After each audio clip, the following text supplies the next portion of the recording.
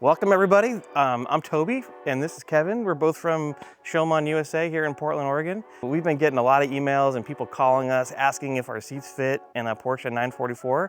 And so today we're gonna show you how to do it.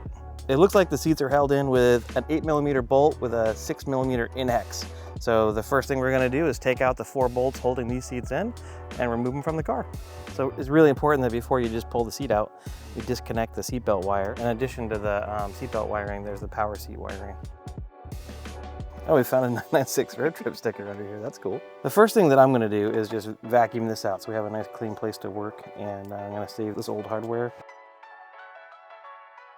So the seat that we've selected is what's called our Sportline R. So the Sportline seat has really nice lateral bolsters that hold you in the seat. It's a little bit narrower at the top of the seat, and it's a little bit thinner between here and the back of the seat compared to our Traveler seat, which is also could have been a nice choice. Part of the reason we have this one out is that we just took it out of Brock's other car, so it's a nice trial seat. What makes it an R version of the seat is that these side bolsters on the left and the right side of your leg are raised up. And that gives you more lateral support in your thighs. It also gives you a more formal driving position because it keeps your knees together, and it has a slightly more bucket-shaped seat, so you have more of a bucket feel, which can be really nice in a sports car. On this car, we're gonna use the flatter F version of the seat in the passenger seat, and that way on a long road trip, the passenger can relax and kind of spread their knees and find a comfortable spot. This is also uses our corduroy, which we were famous for in the 60s and 70s. It really grabs you and holds you in place, but it also breathes well and it's really comfortable on a hot day and cozy on a cool day. And on the side bolsters, this is a synthetic leather. We call it the S111 black leatherette. A quick note about this particular Sportline seat is that it is equipped with our round headrest, and all of the Sportlines can be ordered with either a round headrest or optionally a square headrest. That's just an available option that you can choose between. The next thing we'll do is we'll show you how the sliders work and get the U-shaped bracket and the sliders installed on this exact seat. On both a G-Body Carrera, like 85 and newer car, and on these 944, the seatbelt receptacle is firmly mounted to the seat itself, which when you slide the seat forward and backwards, the seatbelt receptacle is going to come with you and makes it much more comfortable to have the seatbelt on. And so we're going to add a special bracket in between our seat and the sliding rails, which is right here. And this is going to give us a nice safe point to mount the seatbelt to. So that's the next step. We're going to install the sliders and install this U-shaped bracket.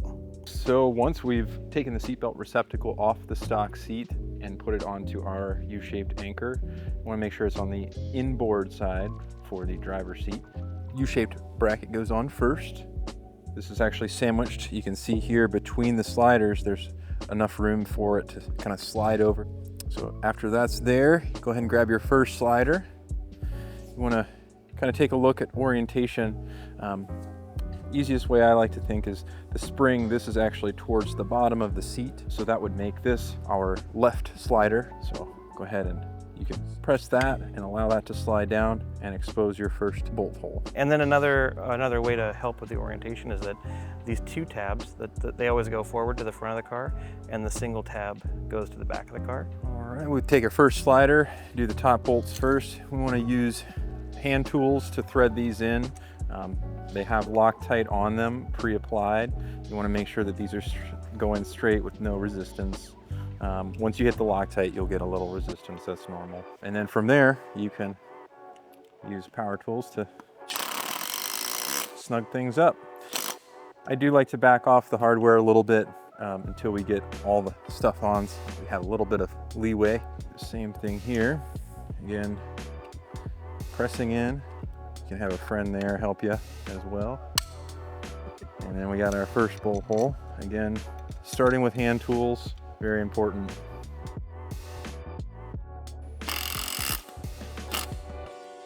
All right, so with these first bolts installed, you can rotate this out of the way and slide that slider all the way up and expose the holes to put your bottom bolts in.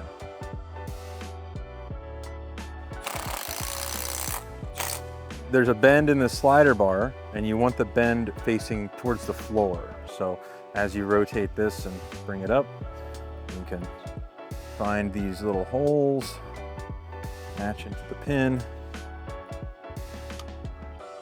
and then snap them into place. Before we muscle the seat into the car, I just thought it'd be nice to lay out the hardware so that everything's organized and we know where it is when we're putting it in. For this particular customer, she wants to be up a little bit taller, so we're going to put these larger spacers in the front, underneath the front of the mounting bolts, in between the car and the sliding rails. In the back, we're going to use these slightly shorter knife spacers. And then we've got some slightly longer, high quality 8mm bolts. And then these are going to go acting like a washer, and they're only needed in the back of the mounting holes, basically to allow us to use our sliders in this car. We're using a set of holes that don't have a double thickening piece of strengthening steel, and so this is a special washer that we make to spread the load out in the inside of the slider.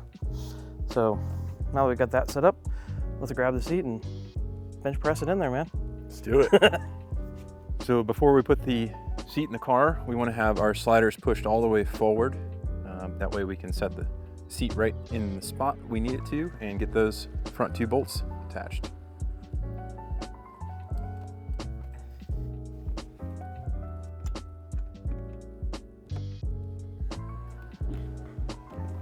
And then once you get the bolts in front there, slide it all the way forward and then install your rear bolts.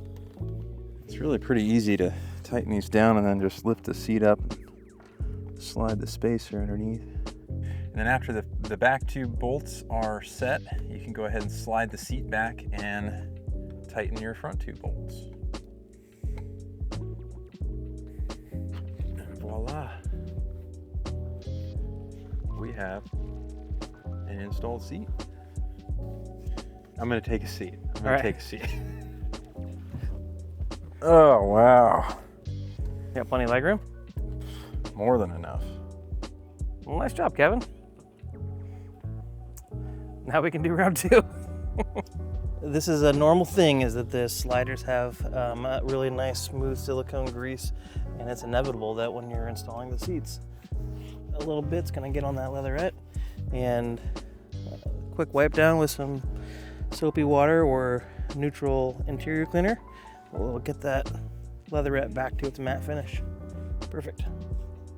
So we just wrapped up getting the seats in. We learned a lot about this little car, and a couple of things I want to share is that the holes in the car that you bolt the seat down into, a couple of those were actually a little bit damaged, and so we ended up using a tap to just clean the threads out and make sure that the seat's bolted in nice and clean. And once we did that, it was really precise and it worked great. The other thing that we learned is that compared to a 911, the seats actually sit a lot lower in the car. So we knew we were gonna space it up for the customer. And surprisingly, there's a lot of headroom and lots of ways to make this fit for shorter people or even really tall people with lots of headroom. So that was a cool thing to learn. I wanna say, when I say we installed the seats, it was mostly Kevin, and he did a great job, man. Thanks, Toby.